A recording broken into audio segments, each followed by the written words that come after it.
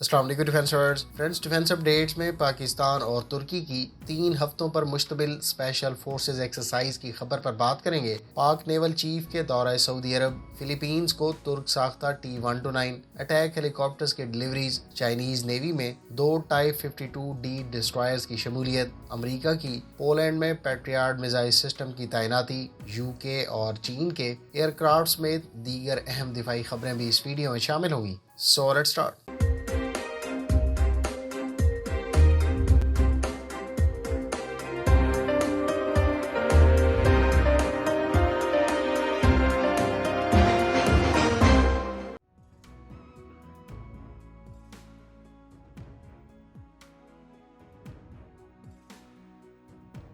ترکی میں اسپارٹا کے مقام پر پاکستان اور ترکی کی اسپیشل فورسز کے درمیان 3 ہفتوں پر مشتمل مشقوں کا آغاز 8 مارچ کو ہوا ہے۔ اس ایکسرسائز میں دونوں ممالک کی اسپیشل فورسز برفانی علاقوں کے تناظر میں کامبیٹ آپریشن سے متعلق تربیت کے علاوہ سیٹلڈ ایریا میں کلوز کامبیٹ اور روم کلیئرنس اور کوریڈور ایڈوانسمنٹ کے تناظر میں منورز میں حصہ لیں گی۔ یہ دونوں ممالک کے درمیان اسپیشل فورسز کی سیریز کی 12ویں ایکسرسائز ہے۔ اس کا 11واں ایڈیشن گزشتہ برس پاکستان میں اتاتürk 11 کے نام سے ہوا تھا۔ اس جوائنٹ ملٹری ایکسرسائز کا ترکی میں نام جناح ایکسرسائز اور پاکستان میں اتاتürk رکھا گیا ہے۔ اس ایکسرسائز میں دونوں ممالک کی اسپیشل فورسز کو ایک دوسرے کے تجربات سے سیکھنے کا موقع دستیاب ہوتا ہے۔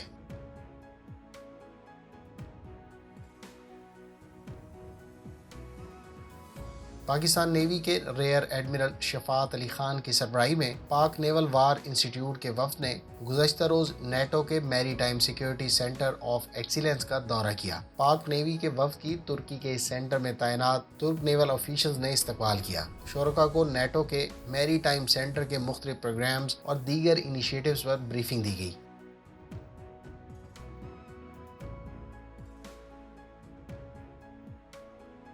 چین نے اپنے انڈر ڈیولپمنٹ دوسرے 5th جنریشن ایئر کرافٹ کو ورلڈ ڈیفنس شو کے موقع پر ایکسپورٹ مارکیٹ کے لیے آفر کیا ہے۔ اسی اثناء میں برطانیہ نے بھی اپنے اپ کمنگ ٹیمپسٹ فائٹر ایئر کرافٹ کو ایکسپورٹ مارکیٹ کے لیے اس نمائش میں پریزنٹ کیا۔ واضح ہے کہ برطانیہ کے یورپی ممالک کے ساتھ اشتراک میں بنائے جانے والے یورو فائٹر ٹائفون کو سعودیہ پہلے ہی استعمال کرتا ہے۔ دوسری جانب UAE نے پہلے ہی چائنیز ساختہ L-15 light combat plus trainer aircraft میں دلچسپی کا اظہار کر رکھا ہے۔ چین اب اپنے FC-31 کو خاص طور پر مڈل ایسٹ کی ایکسپورٹ مارکیٹ کے لیے اگریسولی پروموٹ کر رہا ہے، جبکہ اس ایئر کرافٹ کے علاوہ چین نے Y-9 transport year craft, CH-5 اور ونگ لانگ 2 کے علاوہ WJ-700 ڈرون کو بھی اس نمائش میں پریزنٹ کیا۔ UAE اور سعودیہ کے امریکہ کے ساتھ مختلف امور، خاص طور پر F-35 کی پاسبل سیل کینسل ہونے کی وجہ سے چین اس مارکیٹ کو ٹیپ کرنے کے لیے FC-31 کو پیش کر رہا ہے۔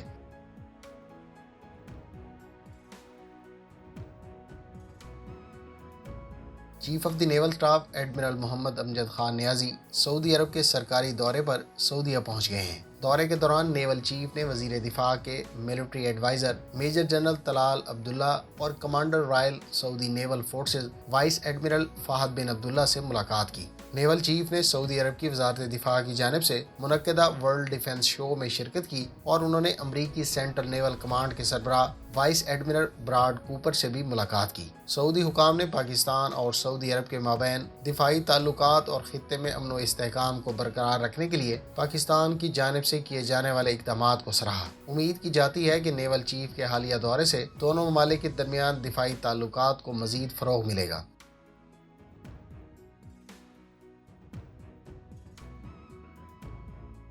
امریکہ کی یورپین کمانڈ کا کہنا ہے کہ وہ 2 patriot air defence missile system کی بیٹریز کو پولینڈ تعینات کرے گی۔ امریکی حکام کا کہنا ہے کہ یہ ڈپلائمنٹ دراصل دفاعی نوعیت کی ہے اور اس کو بنیادی طور پر کسی بھی قسم کے امریکہ اور اس کے اتحادیوں کے علاقوں کو ممکنہ خطرات سے محفوظ بنانے کے لیے کیا جا رہا ہے۔ یاد رہے کہ نیٹو نے مشرقی یورپ میں لیٹویا، سلوواکیا اور پولینڈ میں اپنی ڈپلائمنٹ روس کے یوکرین پر حملے سے پہلے اور بعد میں خاص طور پر بڑھا رکھی ہے۔ نیٹو کے چیف نے حالیہ دنوں میں کینیڈین پرائم منسٹر کے ساتھ مل کر نیٹو کے تعینات ٹروپس کی فارورڈ پوسٹوں کا وزٹ کیا۔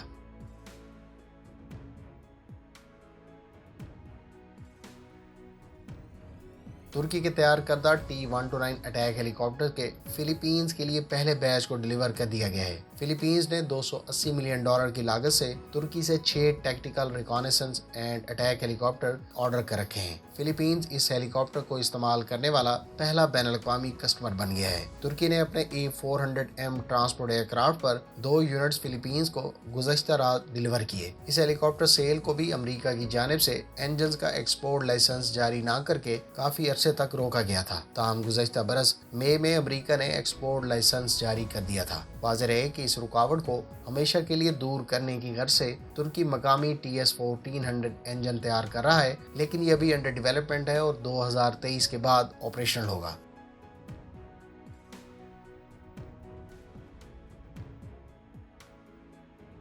چائنیز نیوی نے 2 نئی ٹائپ 52D ڈسٹرائر اپنے فلیٹ میں شامل کر دی ہیں۔ اس سے پہلے چین نے غالباً 6ٹی ٹائپ 55 ڈسٹرائر بھی اپنی نیوی کے بیڑے میں شامل کی تھی۔ حالیہ ٹائپ 52D دراصل اس سیریز کی 20ویں ڈسٹرائر ہے جو چائنیز نیوی کے فلیٹ میں شامل کی گئی ہے۔ اس میں سے 13 شپس ٹائپ 52 کلاس اور باقی 7 ٹائپ 52D کلاس میں سے ہیں۔ چین اس سیریز کی ٹوٹل 25 شپس اپنی نیوی کے فلیٹ میں شامل کرنے کا منصوبہ رکھتا ہے۔ یاد رہے کہ اس کلاس کی پہلی شپ 21 مارچ 2014 کو چائنیز نیوی میں کمیشن کی گئی تھی۔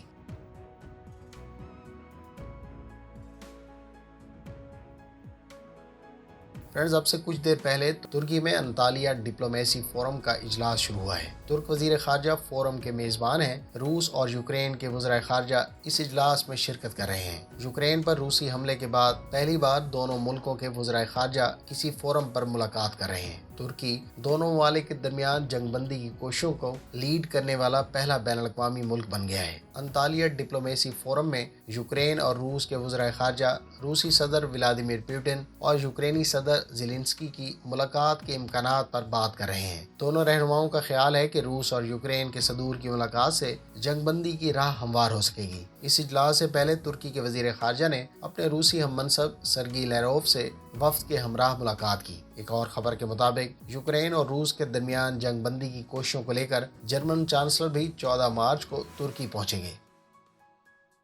امید ہے اس ویڈیو سے آپ کی معلومات میں اضافہ ہوگا۔ ملتے ہیں نیکسٹ ویڈیو کے ساتھ۔ اپنی دعاؤں میں یاد رکھیے گا۔ اللہ حافظ۔ پاکستان زندہ باد۔